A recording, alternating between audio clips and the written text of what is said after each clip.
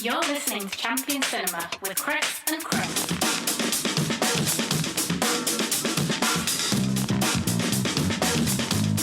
Hello, folks, and welcome to Champion Cinema. I'm Chris with a Claude C. And I'm Chris with a Ken.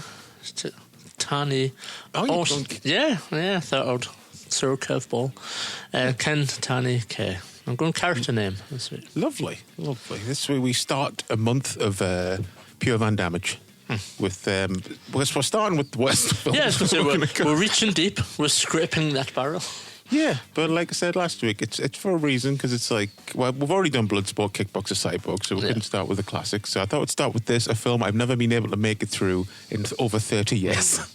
Then again, I think the last time I tried to watch it, I was still a kid. Yeah. But it's funny though, like the shit you watch when you're a kid, you watch it now and you go, God, this is bollocks. But I still couldn't get through this as a kid. It's just because we'll get to it, but it's nonsense. Nothing happens, and there's no. So I guess we'll just get cracking then. We're looking at Black Eagle and Lionheart this week. Bit of an animal double bill, strangely. Yeah. Black Eagle, Lionheart. I didn't even realise that. Yeah. What other animal films can we do as a pairing? That's a challenge for Champion Cinema. So Black Eagle, a.k.a. Paint Drying the Movie, runs for 1 hour and 44 minutes. Well, that's the director's cut that we watched. Why the fuck is there a director's cut? Yeah. Why? Is this the film where there was was it Van Damme was trying to cut his own movie as well or something, or was that another? I don't know. One thing I do know is that Van Damme, and it makes sense now that I found this out, Van Damme only came into the movie at the very late stages of pre-production, and all his scenes basically were just then written into the script. Hence why it just feels like, oh, there's Van Damme. Yes, it does feel like that. So the movie came out in 1988, just after Bloodsport, and is directed by Eric Carson. It stars Sho Kosugi as Ken Tani, Jean-Claude Van Damme as Andre, Doran Clarks as Patricia Parker, Bruce French as Joseph, Vladimir Skomarovsky as Colonel Klemenko, Kane Kosugi as Brian Tani, Shane Kosugi as Danny Tani, and Gene Davis from Tender Midnight as Steve Henderson, but he gets his head kicked in by Van Damme in the first 10 minutes, sadly. So what's it about though? What's the plot? Well, for what it's worth, when a top-secret laser tracking device crashes into the sea near Malta, the CIA send their best secret agent, Ken Tani, to retrieve it before the Soviets do. But the mission isn't just about international espionage, it's also a family vacation. Yeah. With his two sons in tow, Ken must outwit a brutal KGB agent, navigate the treacherous waters of parenthood, and still find time for a little sightseeing on the beautiful island of Malta. You know what, thinking about it, you could totally remake this film as like a comedy, like an action comedy of a secret agent trying to hide his secret life from his kids while he's on holiday. Yeah. It sounds like a Batista movie or something. Like True Lies or something. Yeah, sort of True Lies, but he's got to keep it out, his kids away from his work. Yeah. I think it would work, yeah. Because, let's start with the flagrant nepotism. Well, yeah, he wanted his kids to have experience in acting, apparently. That's why they're casting the movie. Yeah. Like the fucking couple of cardboard cutouts that they are. I'll leave them alone. I know, they're only kids, but still, Jesus Christ. I mean, the thing is about this, it's a stretch to call this an action movie. Yes. Technically, it's a thriller. Yeah. But it's not very thrilling. There's not a lot happens, really. I suspect this film suffered badly in the edit. They had a shit ton of footage. They were shooting for a Bond movie. They were thinking, no, this can't be good, this, because we've got an international on-set location. We've got an already established star. It's touching on a bit of comedy, a bit of family drama. It's going to be great. And they just didn't know how to put all the pieces together. Yeah, That's because kind of my theory. I don't know if I just stopped paying attention, but it starts with laser tracking guidance systems and all this, and then it just seems like they never fucking mention that again for the next hour, and it's just people walking around and people trying to kill Sho Kosugi. Yeah, it just doesn't know what it wants to be. The film. It said there's definite undertones of it wanting to be a Bond film. Yeah, and then I guess martial arts is in there somewhere in the back. But it's just a fucking, what a mess of a movie. And unfortunately, I don't think Sho Kosugi had the right charisma to pull off this movie as a leading man either. No, I don't think so. It's just not very interesting, and Yeah. sometimes you struggle to understand what he's saying. Well, yeah, I was looking up. I don't know about the movies in between, but I know, like, obviously, in all the canon movies, he was in the ninja movies. He was always dubbed by someone else. I think this is the first time he ever used his own voice in a movie. You just think, like, you know, you've clearly got the opportunity to do looping and stuff. Like, why wouldn't you just make sure it was really clear and easy to understand, or did they just not do any looping? And is it all in Doesn't camera? seem like. I mean, there's a lot of like very echoey sound in the first few scenes of the movie. Where I was thinking, is this why I didn't like this as a kid? Because it's all just people standing around talking. Because I was like, I bet this is Christopher Nolan's favorite Van Damme movie. It's just guys in suits in big rooms going, man, lasers. Totally. That fucking last film, Oppenheimer or whatever. Yeah, totally. And I mean, I couldn't find out any information about, like, there's not that much information available about this movie online, really. No. Without checking, I know that this was only filmed in Malta because of some tax break, or the investors were from Malta, or it was paid for by that fucking museum that has about 5 scenes shot in it. They're selling like timeshares on the hills. Yeah, it's just it's not that it's weird. I mean, you know, probably other films set in Malta, but it just seems a weird location for a martial arts action movie. It just seems like it wasn't picked out of a bucket. It was like, yeah, there must be a reason why it's set in Malta. Yeah, because, you know, you can do it. You know, films like Wheels and Meals and stuff use of course, like, you know, the setting to great effect and stuff. But yeah, it just seems a bit random, and you totally get holiday vibes from it, strangely. Yeah. There's a weird vibe in the movie. You know, when they're just on the boat and stuff and that. I don't know, something about it. Like they were all just on holiday. Just went, right, get the camera out, we should have seen it. Yeah, exactly, yeah. I don't know if it's just because with Sho Kosugi, like, I guess, like, wearing what looks to be holiday-esque clothing, I guess, open shirts and stuff. He definitely went down to Marks and Sparks the week before and got himself some nice chinos and shirts and stuff. Definitely. I mean, but this was kind of like the end of his 80s run for American action movies. He did Blind Fury the following year, like he was the bad guy at the end of Blind Fury, and then I think did some stuff in Japan after that. So this was kind of the end of it, the ninja movies, then a couple more than this. That was kind of it. What a kind of a shame, I guess. Yeah, I know. Yeah. Yeah, because that's another thing. Like, the reason I'd never saw any of those fucking ninja movies when I was a kid was because of this film. This put me off Sho Kosugi movies when I was a kid. I just went, I can't be bothered. Because I like kind of a friend of my dad's always used to talk to us about like martial arts movies, and he would always be like, "Oh, Sho Kosugi's the best. He's better than Bruce Lee. He's better than Jackie Chan." I'd be like, "Fuck off." Yeah, Jesus. Yeah. So it's a take, I guess. Yeah. So I blame this movie for me missing out on ninja action when I was a kid. Did you enjoy, I know what you like for this plot trope, did you enjoy the capable child / backflip payoff? Oh, yes, I loved it. I love that early on in the movie where I'm like, what's all this fucking backflipping nonsense about? And then you're like, oh, okay. And then when one of the, whichever child it was, Kane, was it? I think it's Kane, yeah. Yeah, when he does his, it's just like, it's so cringy. Yeah. Does he like help escape from the back of the van or something at one point? The lorry? Well, no. I think so. Does he himself escape? My brain was shutting down towards the end of the movie. I was like, but yeah, he like fights off one of the guards or something and then climbs out the back of the van. Yeah. We've watched another Sho Kosugi movie, right, with the kid in it?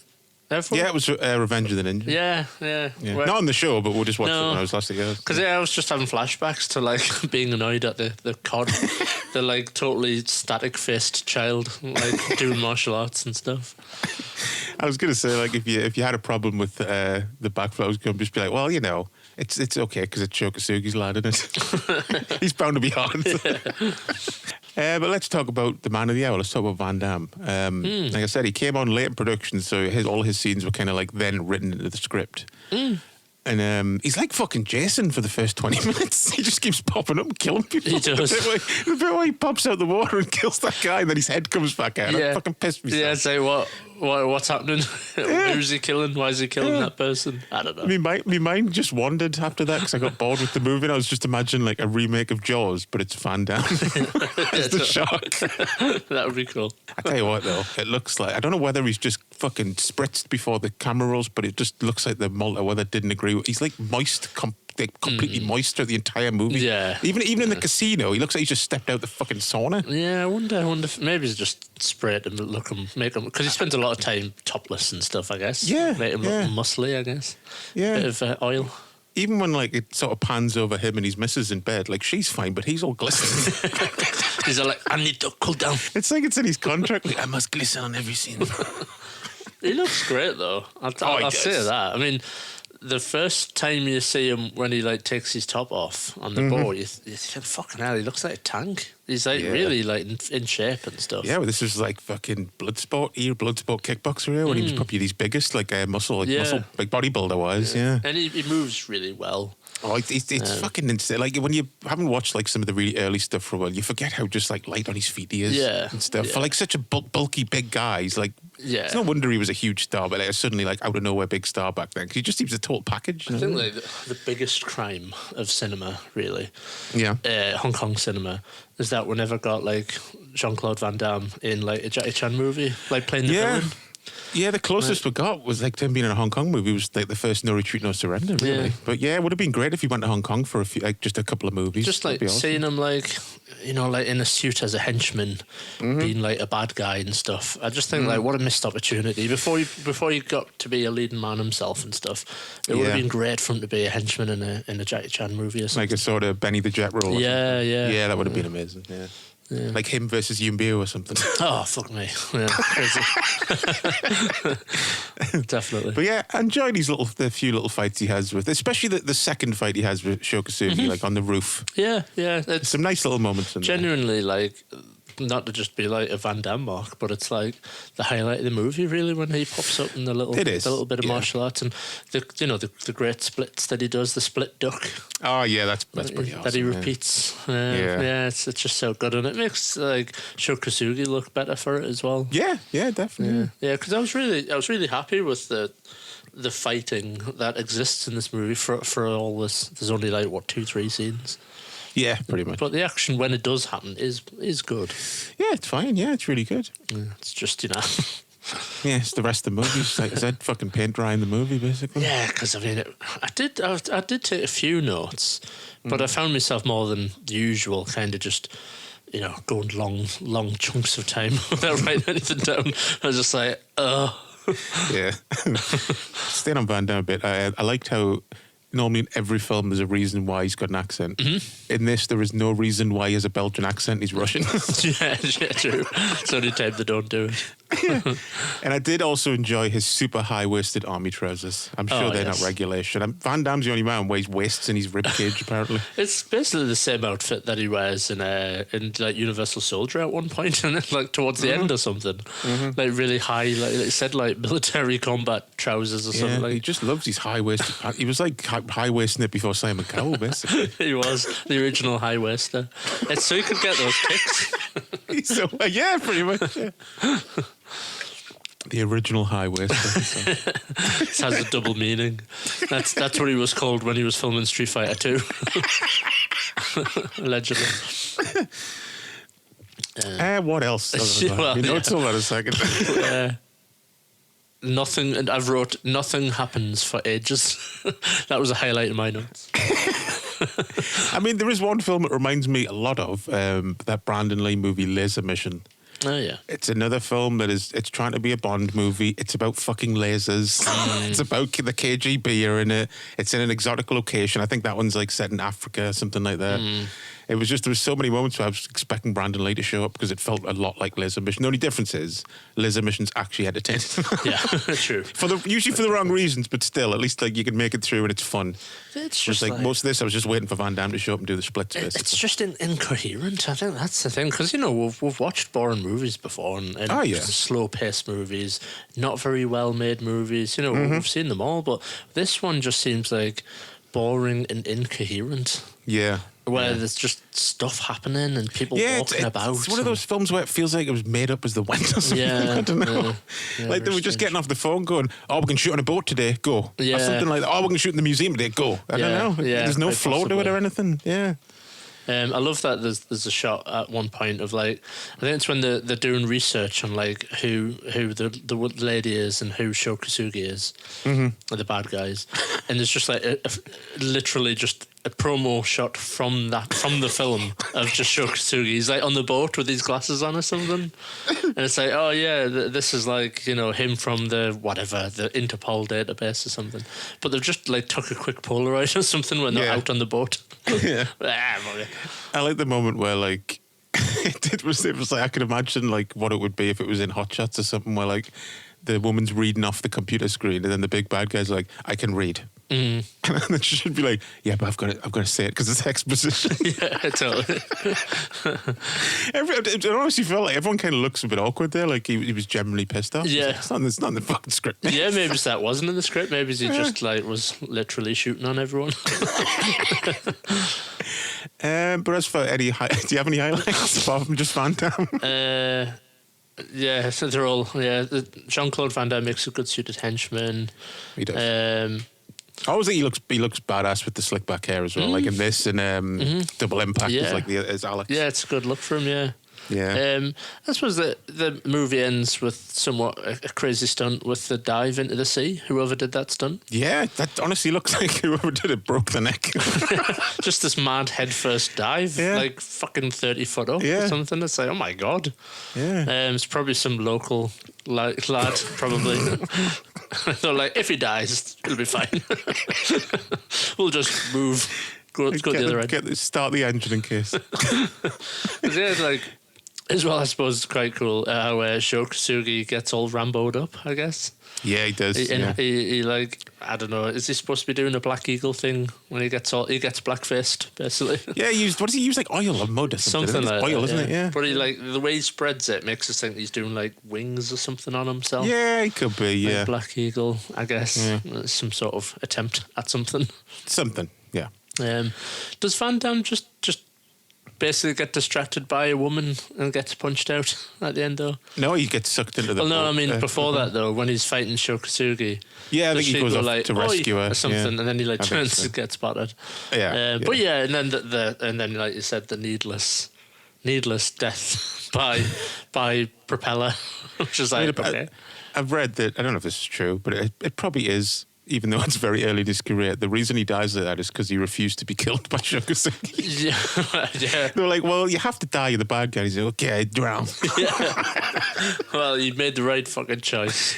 I do love how he just goes full on Van Damme as he's getting sucked into the water. Yeah. It sounds like a fucking elephant being drowned or something. It's like, yeah, it's probably just really him just like swallowing water and stuff in the water, getting all pissed off. Of course, one highlight, though, is literally the only scene you could remember of him doing splits. But you didn't remember is he's throwing knives. Yeah. He's just like, I'm going to put a hat on a hat. Yeah. Like, what else can I do? And is he even like throwing it at a target? It just seems like he's throwing it down at a barrel or something. Just at a piece of wood, and they're all like, oh, this is so bad. We've never seen this happen before. No. Someone doing the splits whilst throwing knives. We've never seen a Belgian do the splits and throw knives at a piece of wood before. We've seen all the elements separately, but never together. Together, masterpiece. It's like some fucking WWE like statistic. Also, the scene which I thought was weirdly cold and brutal when like the Patricia character and the kid are like held hostage. Oh yeah. And she like beats the fuck out the henchman watching them. And as he's lying there like semi-conscious, she just blows him away. Well, he made the cutting remark that she wasn't rape worthy because she's too skinny. Is that what? Is that what he said? Yeah, he basically like, because obviously he's holding them captive, and he approaches her in a kind of a leering way, as if he's going to fondle her up or something.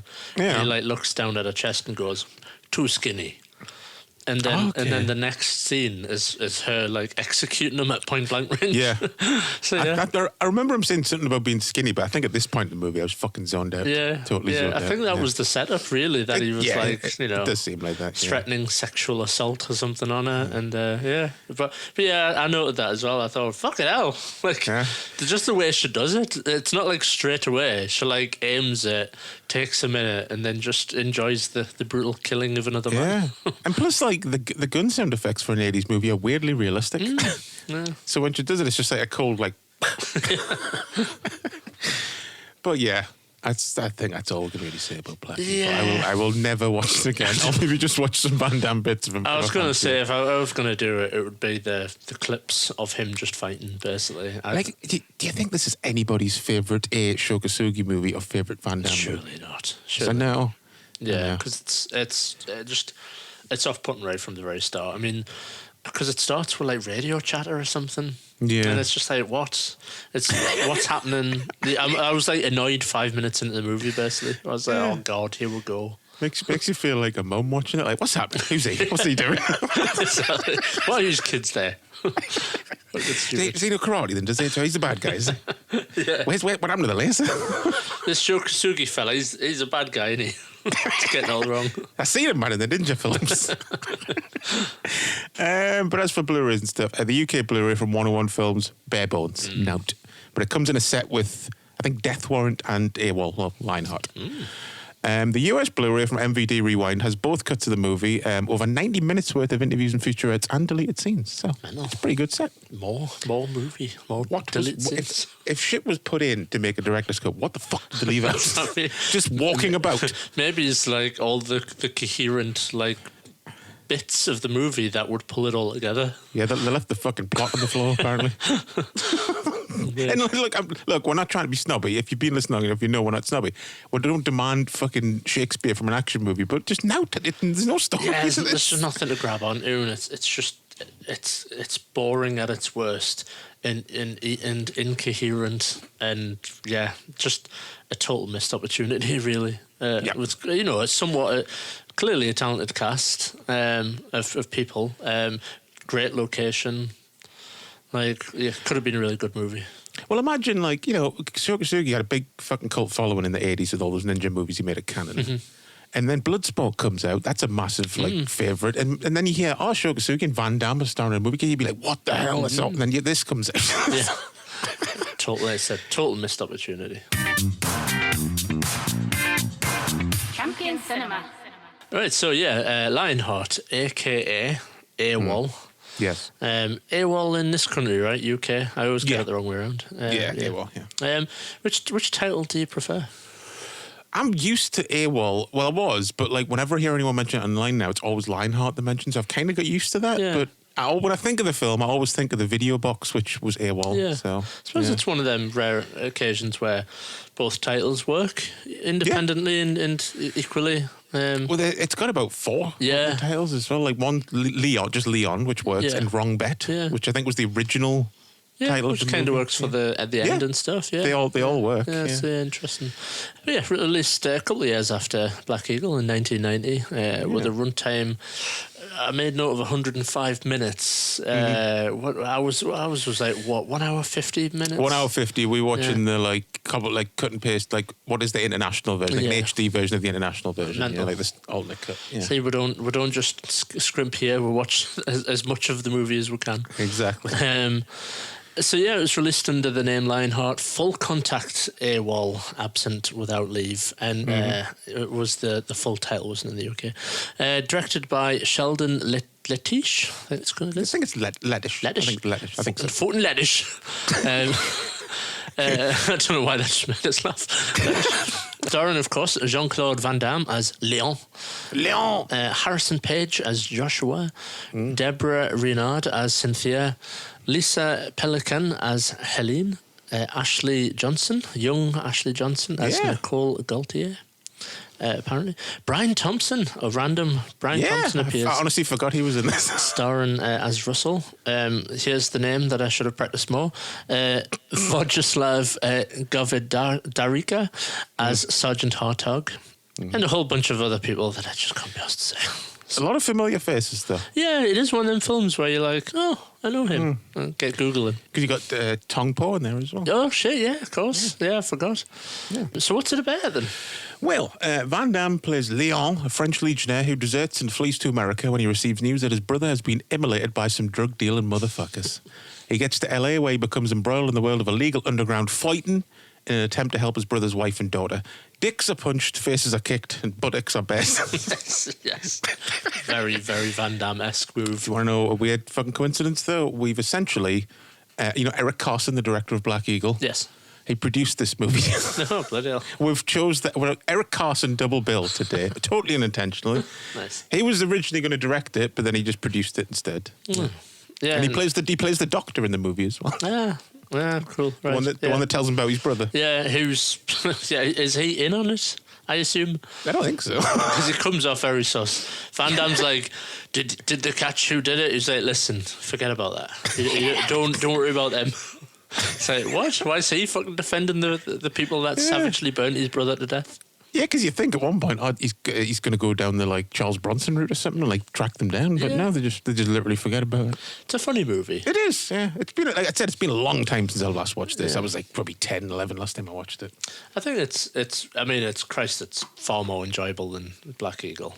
Well, yeah, it feels it's a Van Damme movie, Yeah. isn't it? So, yeah. But it's it meanders a bit. It doesn't quite know. I think the premise of the movie is extremely thin and not well used. I think, yes, revenge is a strong enough premise for a movie, but I think just the way it's kind of done is kind of wishy-washy. And the whole AWOL thing isn't used strongly enough. It's like all these elements kind of work, but they needed to strip one or the other out and focus just on like the revenge angle or the illegal underground street fighting angle or the AWOL angle. But I think all of it just kind of makes it feel like a bit of a mad tossed salad of ideas. Basically. Well, I was reading that it literally is like two scripts put together. That makes sense. Like Sheldon Lettich was writing a film about a Legionnaire. And Van Damme had this story he wanted to do about underground fighting called Wrong Bet. And then, like, when the Legionnaire thing Sheldon Lettich was writing fell through, they sort of combined it into one script, basically, and made the character from his script a Legionnaire. Yeah, that makes sense. Yeah, because, there's one bit. I guess it's when he finally gets to LA and, like, meets his, finds out about his brother and shit. And there's just a moment where you're like, fuck me, what's the rest of this film about? There's like 50 minutes to go. Oh my God. Yeah, and it just kind of meanders from that point. He ends up, fighting to make money, to give his family, his brother's family, some money and stuff, and it just doesn't feel like it gets where it should need to be at too quickly. No, I get that, yeah. And it's basically a remake of Bloodsport. Yeah. He deserts from the army to get mixed up in fighting, but just for more noble reasons this time, instead of just wanting to win a tournament. Yeah. Like, you've got the two guys from the army chasing him. Yeah. It's the same movie, really. Yeah, it's funny that, isn't it? Yeah. But having said that, I did enjoy it. The fighting was good and stuff. Yeah, it's classic Van Damme, early Van Damme stuff, isn't it, really? Yeah, really well choreographed. Never looked too cheesy. No. Not many, like, quick cuts. You could always see what was happening with the action. Yeah. Like, nice sort of wide angles and stuff. And so, it was good for that. Yeah, I thought it was cool at the start, just because I'm a big fan of the movie King of the Kickboxers, like the Kickboxer ripoff. Billy Blanks is it's like basically he's fighting Billy Blanks and Tong Po at the start of the movie. Yeah, So that's awesome. That's fucking awesome. Yeah, definitely. It's so mad though how different like Michelle Keezy looks without the Tong Po makeup on, isn't it? Oh yeah. I always say like he might be like slightly offensively made up in Kickboxer, but it's pretty good makeup. Yeah, it stood the test of time, really. Like, yeah. There's some odd. Speaking of like people, I was like, oh, it's him. There's some odd bit parts in this. Like the one guy, I think it's the when he fights the guy with the waistcoat on. Oh yeah. In the parking lot. Yes. It's like the guy who goes, I could kick this guy's ass. That's fucking Lawrence Bender, like Tarantino's old producer. God. Because I think before he produced movies, I think he was like a struggling actor. But I was just because I just recognized him straight away from seeing him on all those like interviews and documentaries back then. I was like, that's fucking weird. Yeah, that's crazy. Yeah. And the weirdest one, and I'm 99, I couldn't find out for sure because I don't know the guy's name, and he wasn't listed on IMDb. Like there's a shot where it pans across a bar. And there's a really old guy sitting at the bar. Oh, yeah. I'm positive that's the old guy from the Enter Sandman video. Is it? Yeah, the camera did linger a bit on him, like, didn't it? And I thought, I wonder who he was. Because Metallica had a T-shirt that was just his massive face, and I used to say it all the time, I'm never buying that T-shirt. Mad. So his face is like burned in my head, and it was just a weird moment of like, who the fuck's that again? Yeah, it's funny that when you see people and like immediately recognise them. And it's just because like the girl, I guess thinking about it, because I said to you on a message like, oh, it's her from The Last of Us, but I think actually, being honest, I probably recognise her more from What Women Want. That's what I was going to say. Yeah, I was like, Put some respect on her name. She's in What Women Want. Yeah. That's where we first knew her. Yeah, definitely. And I think that's why it always, a face is burned in my head because, Christ, I watched that movie so many times. It's a brilliant movie. It's not just a guilty pleasure, it's just No. a fucking pleasure. It's a cracking movie. Yeah.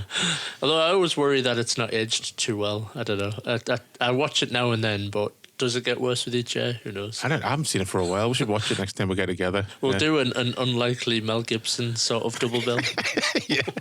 I will say though, like, you know, there is some not as the people he fights aren't as colourful as like the Bloodsport fighters or anything, but like there is still some like standout characters and stuff. And like, but the guy he fights with the waistcoat, I don't know. Unless you've got a fucking biker gang emblem on the back of it, you just look like a dick just wearing a waistcoat with no shirt. I'm sorry, you just look like you're trying to look I'm hot. trying to think, is that when they're fighting like a squash court? Or is that somewhere else? No, that's a bit later. Is it a bit later? I'm trying to fucking remember. fighting doing this squash court in the sports centre. Because the one thing that I really noted was like it just feels like Street Fighter or something. Yeah, I was going to say this probably had a big influence on Street Fighter as Just well. every fight takes place in like a radically different location. Yeah, It's like- I've never really thought that before because I haven't seen it for years. But watching it, going like, yeah, obviously Bloodsport, Yeah. but definitely this as well, just because of like the varied locations of each fight and stuff Yeah, like it's that. like there's, underground car park. Yeah, okay. Well, actually, the very, very first fight, I guess, is under a bridge. Under Bridge, yeah. And then there's the underground car park. And then there's the squash court. There's the, like, emptied pool, which is quite an interesting idea. Which is probably the most homoerotic fight in the movie. Yeah, all watery and splashy and stuff. And that guy who just keeps like coming about the water like a fucking shampoo advert, I know, flipping his hair around. He obviously he loved his hair, basically. Well, he's got a lovely man. Why not? Does he do cat claws at one point? I think he does. I noticed. I think he does. He does Yeah, like I think he a on his back. Just doesn't do the noise. That's one thing I noticed between both these movies that I haven't really noticed in other Van Damme movies. Van Damme loves the like elbow in the liver. Oh yeah, he does. You're right. That like jabby quick elbow that he does. Yeah, when he gets like them on ducks the a floor. punch, gets the bat of them and goes bah, right in the spine. Like almost fucking kills Shokasugi and Black Eagle with that. And the jumping knees, like. Is it? There's like the first fight that he does where he's like, oh, I'll fight, and then the big black guy comes out of the crowd and he's like, oh, I'll fight him. Yeah, and it's they shake hands. It's a friendly enough fight. it's very simple, isn't it? But then Van Damme's like going for the jumping knee into his spine. It's like fucking hell. That escalated quickly. He's like, yeah, I'll fight him for some prize money. Actually, I might cripple the fucker. I might murder him. So yeah, it just made us laugh that bit. Yeah. I'll tell you what, though, something that did Van Damme. Like, I don't think Van Damme ever gets credit for like being a decent actor. But one thing he's great at is selling. I've always thought Van Damme takes an ass kicking really well. yeah. I guess his face as he's like. Yeah, as he's taking the beating, even when he's like giving out kicks and stuff, the one thing you always remember about Van Damme is his face. Yeah, And his like facial the expression. anger and yeah. the emotion and stuff. And Yeah. that and Van Damme's drunk face. I love Van Damme's yeah. drunk face. Yeah, me too. Yeah. Where he just goes all sleepy-eyed and stuff. And loose Slack jaw. Yeah. Yeah. But yeah, no, definitely. I always think he does. I mean, he said this himself before. I know, like, one missed opportunity for him is never doing, like, not doing enough comedy, I guess. I know he did do, some late, but I always feel like, like the bits when he's like acting with a kid and stuff. Thingamajig, name's popped up my head, Ashley Johnson. Ashley Johnson, yeah. I thought like he worked really well.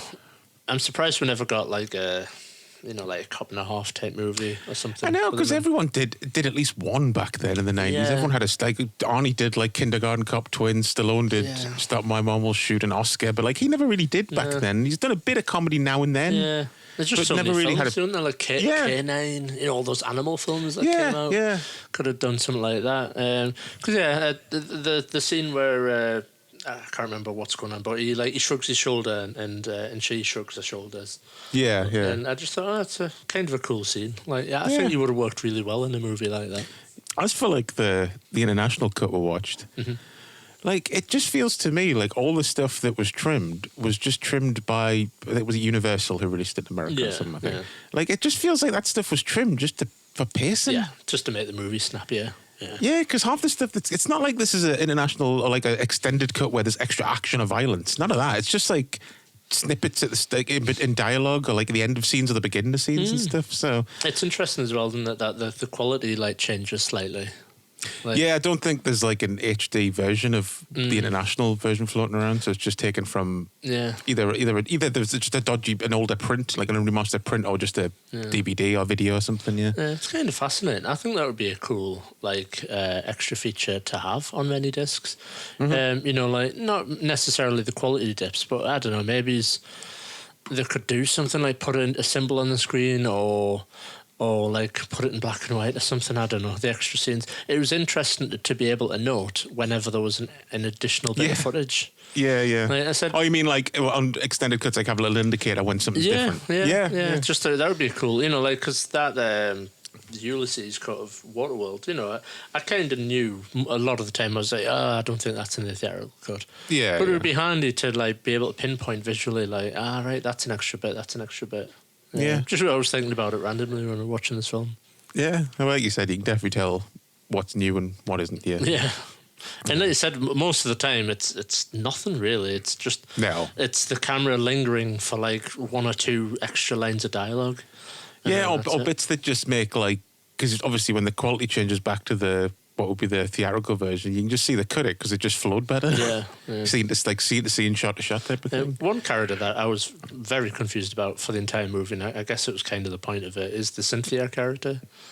Like, I never really know like what's her motivations. I don't even think she did as a character. No, because like she starts off okay, but you can tell she's a bit, you know, snobby and upper arse and stuff. But then she just fucking flips on him when he won't shag her. Yeah, basically. And I was like, that was a bit of a fucking overreaction. And then she's like, I'm sorry, I'm sorry about all this. I'm just a bit mental on that.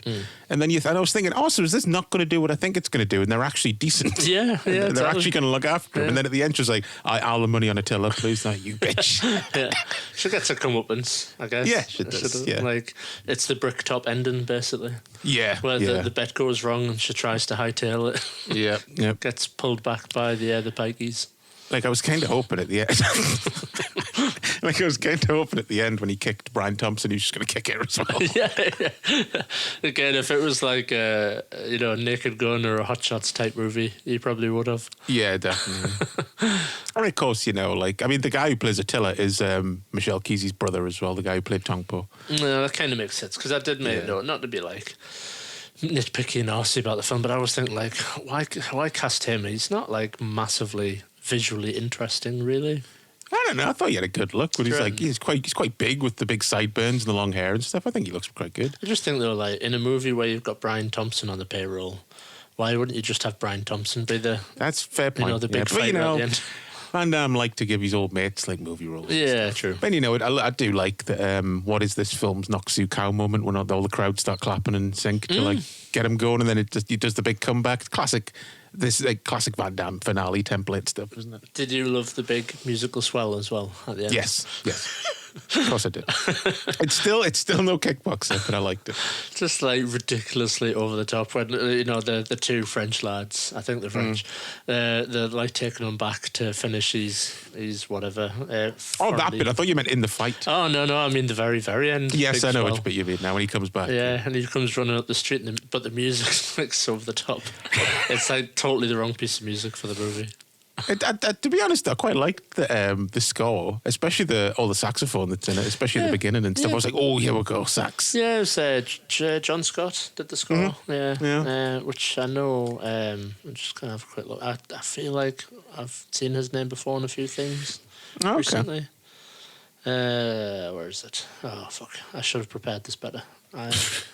Anyway, whatever he did, he's very good at it. Yeah, I know it's just because it's sax, but it almost reminds us of like the Hard Boiled soundtrack a little bit at the start. Yeah.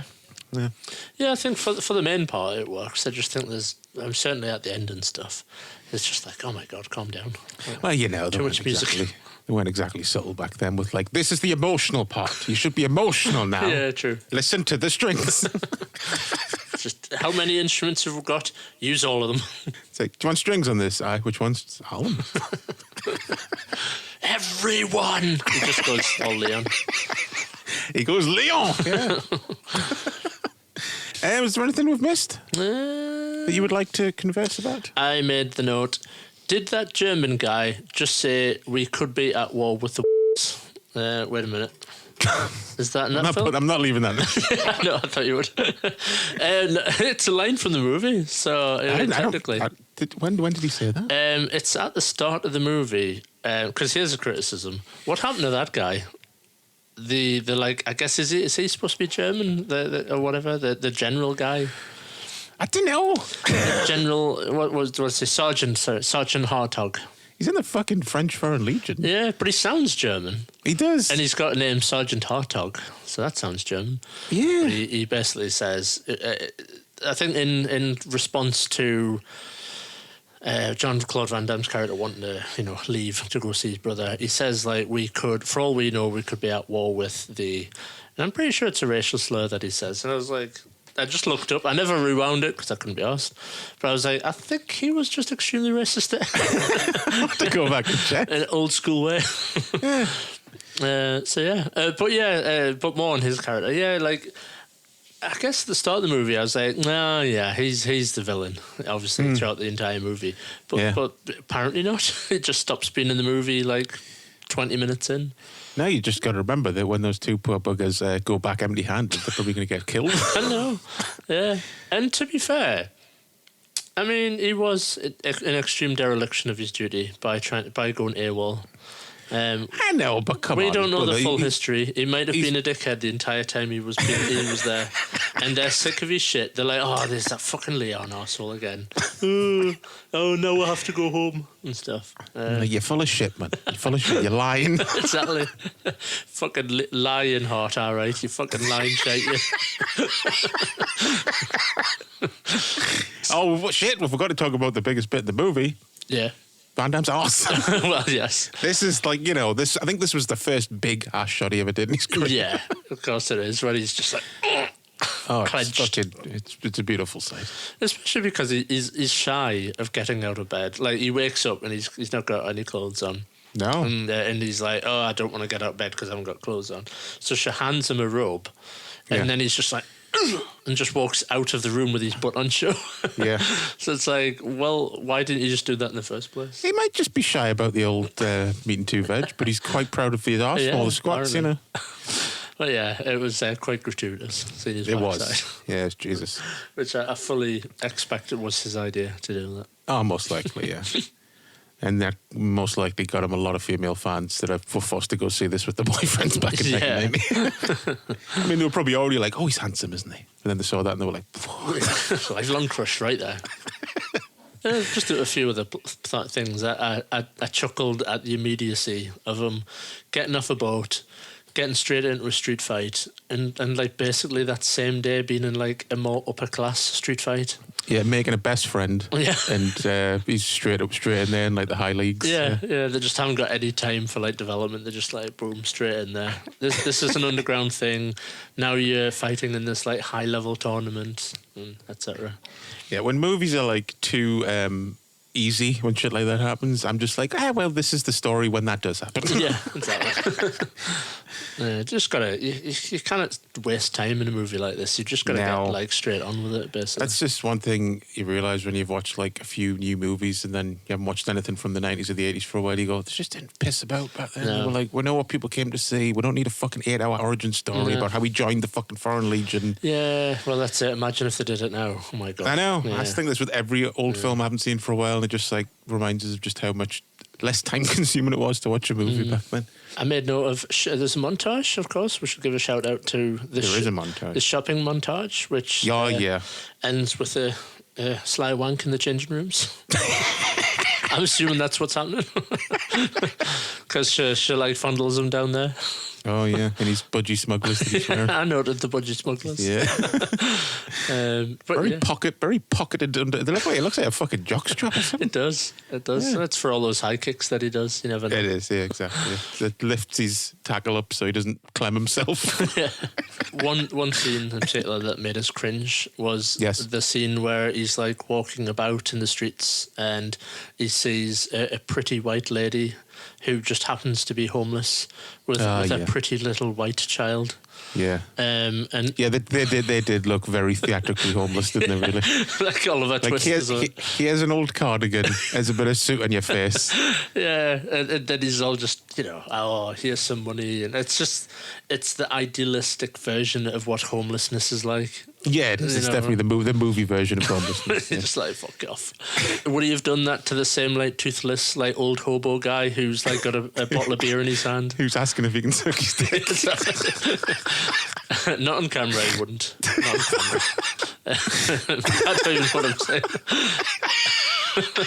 That was unnecessarily harsh on Jean-Claude Van Damme. I know. But yeah, I've lost me track now. I mean, any highlights I've mentioned? Let's have a look at my notes. I didn't even realise what you said. No, I just said until a few seconds later. Just clicked how unnecessarily harsh I've just been. Sorry about that. We're just silly. we do love you. That's why we're doing this month. That's probably about it. Although I also chuckled when went from is it New York to LA? Yeah. Like, isn't that like literally the other side of America? It's a different coast. Yeah.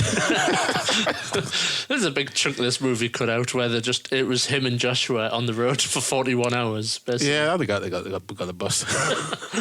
Because they didn't get a flight, that's for damn sure. Yeah, he's there legally in the country. So. Yeah. Yeah. You also forgot to mention the bit where Ashley Johnson just looks directly into the camera for about 5 seconds. Did you see it in the film? Yeah, it's hard to fucking miss, yeah. I guess back then you didn't have immediate dailies where you could just, see it on the monitor and go, they might not have had a monitor. Yeah. Oh, bless them. But surely whoever edited this movie must have went, fuck. Yeah. And it was too late to get the footage redone. Because you sent us that before I got to that bit in the movie, and even before that, there's another guy outside the bar who just looks directly into the camera as well. I was like, what the fuck? Did they have a really fancy camera in this film or something? Everyone's like, fuck yeah, like, whoa, what's going on? I suppose we should just lastly as well cap off on, I guess, the like unlikely, the sister-in-law element of the movie. Yeah. I thought that was very... like his brother is like, into drugs, not into drugs, but selling drugs, right? I guess, or something. Whatever the plot of the movie is at the start. Well, it seems like he's buying. It seems like he's buying drugs at the start. Yeah. He's like, this is sugar. But I just think, his wife's like unbelievably wholesome. Yeah. With like a cute little kid, and it's just very trite and like. Yeah, I just don't know. It didn't feel in a different setting, in a different movie, it would probably make more sense. But I just didn't think it worked very well. Yeah, it's kind of very very safe and cookie cutter. Yeah. Yeah. Lionheart's okay. Yeah, I can see why it never made an impression on us enough to revisit it again years later, like I did with all the other ones maybe 10, 15 years ago. I remembered bits of it, but it wasn't like one I was like, oh, the AWOL, I used to love that one. Yeah. So instead of watching it again, I was like, yeah, I can see why. Yeah. I think it definitely helped watching it after Black Eagle and just oh, fuck me, a coherent plot I can follow. I knew it was going to be the better film, so I saved it till afterwards. Definitely. As for Blu-ray, same thing again, really. 101 Films in the UK, bare bones. The US MVD release features both cuts, a commentary making of interviews. There's a German release from a company called DigiDreams, which is 4 discs. It includes the Blu-ray and then... I think a DVD copy, and the third disc. The third disc is mental. This is what makes us think it might be a bootleg. The third disc is just all. I think it's just all interviews he did on TV shows promoting the movie. Yeah, right. So there's about over an hour of stuff and radio shows and all this type of stuff. And then the fourth disc is the score. Good. That's pretty mad. Yeah. Good old Germany for their mad semi-grey market releases that they have sometimes. Yeah. So yeah, that's your choice. I mean, it's quite a. It is quite a Not it's an important movie in Jean-Claude Van Damme's career because I guess it would have been his first breakout role in North America. I guess as leading man and stuff. And would it have been no, because this was after Bloodsport, Kickboxer, and Cyborg. So did they really do the mainstream though? I always forget. In North America, there were bigger hits than this. Yeah. money-wise. Yeah, right. I don't think this did like mad money compared to like Bloodsport and Kickboxer. Yeah. I think it only made like 20 odd million, but they made like 50, stuff like that. No, it's. I think it's. I've always kind of got the impression it was like better received in America than in this country for whatever reason. I don't know whether just the timing of it being released or something. I don't know. I was reading like about because it was distributed by Universal, like they bought it for America, so it made it like it was the first of his films to be distributed by a major studio. Yeah. So that was a big step up for him. Yeah. Not a bad movie by any stretch. Like It's okay. I think It's okay. Yeah, it's easy to enjoy it, and like I don't know, maybe it's one of them films better with alcohol. Maybe. Yeah, probably. Yeah, it's not to me. I know a lot of people love this one. It's a big fan favorite, but like it's not a Stone Cold classic up there with like Bloodsport. No, Kickboxer. definitely not. Even Cyborg, really, I like Cyborg better as well.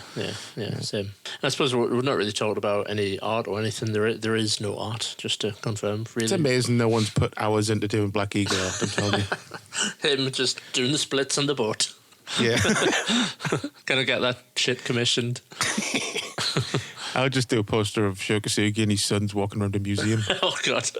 Like I said, with his chinos on and stuff. His little holiday clothes. But yeah, of course, the year after this, you would do Double Impact, which is what we're talking about next week, along with Nowhere to Run. Came in. More dramatic role for Mr. Van Damme. So until then, you can find us on Instagram at Champion Cinema Pod, Apple Podcasts, Spotify, YouTube, and Van Damage Month continues. And until then, I will see you down the pit. See you in the heap. Appa!